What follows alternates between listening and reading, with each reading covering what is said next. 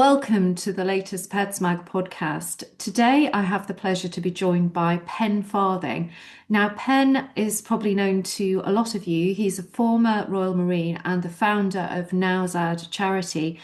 Pen is known for his extraordinary work rescuing animals in conflict zones and for highlighting the deep bond between people and their pets, even in the most extreme circumstances. We'll be talking about responsible pet ownership, resilience, and what animals can teach us about loyalty and survival. Welcome, Pen. Oh, hello. Thank you very much for having me on. It's a pleasure. Pen, for those who may not know the full story, can you briefly take us back to how Nowzad began? Wow, yeah. We're actually coming up for our 20-year anniversary as a charity next year. So Wow, time has flown. that's But amazing. yeah, all the way back then in 2007, I was serving as a Royal Marine Commando out in Afghanistan and ended up basically befriending a stray dog that was sadly being used by the locals for dog fighting. And that's basically how I ended up with this dog that I wanted to do something about. I couldn't just leave him there. He was a friend to me. Hmm. And so I needed to be able to, hopefully at the time, get him out and bring him back to the UK. And that was So what just a mission happened? Was itself. it kind of a long drawn out process? Did you Um, how long do we have in this podcast? uh Yeah. you just say lots of bureaucracy and then happy ending? It basically, yeah, we had to smuggle him out of Afghanistan and into Pakistan, and then he was vaccinated, blood tested, and then shipped over to the UK on a commercial flight where he then underwent 6 months of quarantine. That is the literally the 10-second condensed version. Mhm. But yeah, he became the legacy then for the charity. This former fighting dog that had basically been for me a bit of a magic carpet while I've been in Afghanistan, somewhere I could just sit with him and pretend, we weren't going through the horrors of the conflict that was around us, Mhm. and that's Mhm. how it all started. Yeah, when was that? What? So that was 2007, Right. and now Zad the dog, he thankfully he stayed around for Mhm. another 7 years Mhm. with me before Mhm. Sally just became too old and Mhm. far too quickly for my liking, and I had to say Yeah. goodbye to him. But the legacy was there. Now Zad was born. Fantastic. Now, Pen, you've seen firsthand how strong the human-animal bond can be, even in war zones. What has that taught you about sort of pet ownership more generally? I think. Yeah, for me, I always liked dogs before I rescued Mhm. Nowzad. I Mhm. had two dogs at home before I deployed, um, and so I knew their loyalty whenever I came home from work. Mhm. Mhm. There they were, so happy to see you, even though you've left them on their own. You've gone out in the Mhm. morning, you come back in the afternoon. Mhm. And it was the same with this dog out in Afghanistan. Even though I was only with him for Mhm. 5, 10 minutes a day, it was the loyalty. They have Mhm. no kind of preconceived ideas. They don't tell you off and say, "Well, hang on, you've left me alone." They are just so happy to see you, and the comfort they give you. Mhm. It is some way of just totally de-stressing from what could be just a hard day in the office, and Mhm. it doesn't Mhm. have to be in a war zone. Just the Mhm. stress of everyday life, I think, is enough Absolutely. to drive some people crazy. So dogs, cats, they're the ones that help They're a us to real get over kind that. of regulator, aren't they, of you know, our day. That they give us purpose. They make us get off our bums and walk them, even in the rain. And they're just great. They're real sort of, moderators of our moods in a way because they live in the moment. Yep, Whereas we absolutely. all strive to and don't quite achieve it, but they're very grounding. Yeah, I've got to pick you up on one point there though. Mhm. The Afghan dogs, they don't like the rain. So if that's raining, I'll be stood at the door ready to go, and they're like, "Nah, that ain't happening. Not today, sunshine." It's So not in no. their DNA, is it, I guess? They're Afghan dogs. They are very much if it's sunny, yep, Yeah, we're happy for that. that's We don't care normal. we don't care how hot it is. But if it's raining, nah, that's not happening. Yeah, They're not I get coming it. out. I get it. Pen, there's often a debate about animals, around animals being rescued from conflict zones, rather. What do you say to those who question it? Yeah, there is. I mean, we've had a lot of controversy over the years, Mm, um, with people assuming that we're just bringing in thousands upon thousands of dogs. It's not like that at all. Um, and so if there's responsible, pet relocation, pet adoption, then I have absolutely no dramas with that.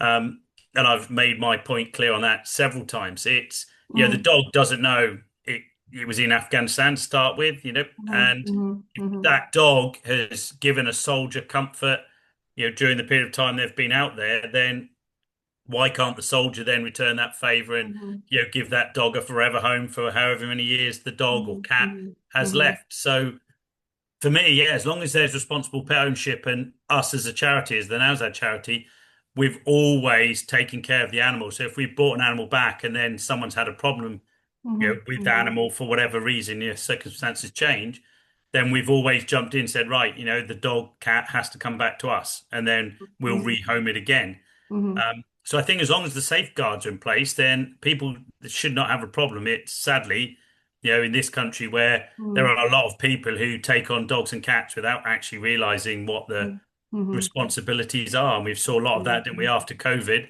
where then a lot of people just dumped these animals back at the mhm. kennels because they suddenly got their lives back and they were going out, and the dog cat didn't feature in that. Yeah, it's almost like they regard the animal as a sort of product and fit neatly into their lives. Sadly, a lot of people don't actually consider what will happen to them when they go back to work full time. Yeah, But that's the exactly. human condition, isn't it? It's slightly selfish, but yeah. So, I mean, have you heard anything what's happening on the ground over in Dubai, for instance? Do you have any updates about what's happening over there? Because obviously, there's been a crisis. There still is a crisis. It's Yeah, deepening. A lot of expats have left the region. Um, I mean, it's just the mind boggles how they could leave these poor animals, chained to poles or left even in the desert. It's just, yeah, I know. just It's so sad. it is. It's heartbreaking to think about it. But again, sadly, we don't have a test for Mm, people to have a dog or a cat, to figure out. I mean, let's be fair and honest. There isn't actually a test to have a baby, is there? So yeah, no, you're right. anybody can decide to be a parent. So I think that's the issue, is just trying to actually give people the knowledge beforehand about what it involves. Yeah. And even if you think the place that you're living in is safe and there isn't going to be any Hmm. dramas, Hmm. sadly, Dubai, Bahrain, Hmm. Oman, etc. Now, after this recent conflict with Hmm. America and Hmm. Iran, they've Hmm. proven that actually, well, those places you thought were safe aren't as safe. Hmm. And Absolutely. it's the same here, isn't it? If there's a fire in the street, people have to evacuate their house. Have they Hmm. got a plan of where they're going to take the dog? What are they going to do with their dog or their cat? And so I just think it's people actually having 5 minutes to sit down and think, right, what would we do if? And that What also happens obviously when? forms part of responsible pet ownership, to have those contingencies in place for when the worst thing possible happens. So you do have that support network or, even, dare I say it, plans in place for when, the inevitable happens and one dies if one is older or, in Yeah, other and it doesn't circumstances. take, does it, 5 minutes, Yeah. when you're writing your will out, or, is actually putting something down and saying, right, I'd like this to happen, Mm. to my animals, and even speaking to a shelter and saying, look, when I die, will you take my dogs and cats in, Yeah. and I'm going to leave, percentage in the will for, Yeah. the care of them. And most shelters would say to you, yeah, no problem at all. Mm. They'd be Mm. well happy for Mm. that. Mm. Mm. Yeah, I think it just, it's maybe a clause in a will or something, or maybe a letter of intent. Yep. If people get in contact with their solicitors to discuss that, I'm sure most solicitors will be happy to do so. Um, yeah, just getting back to Nowzad Pen, what do you feel are the biggest challenges facing the charity right now? And right now, without a question of doubt, is donations.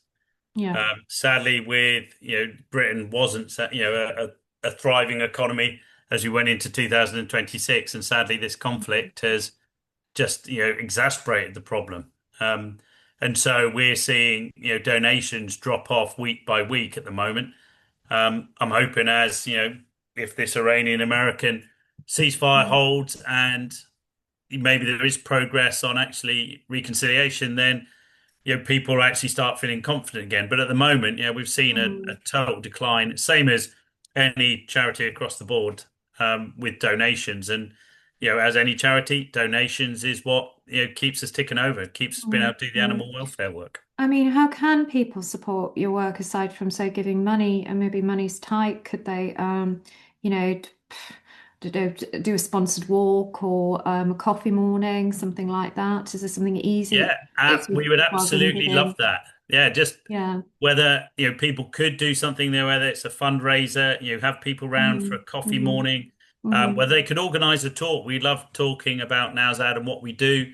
How do So people go about that? So, is it's a community association based in, I don't know, Bristol.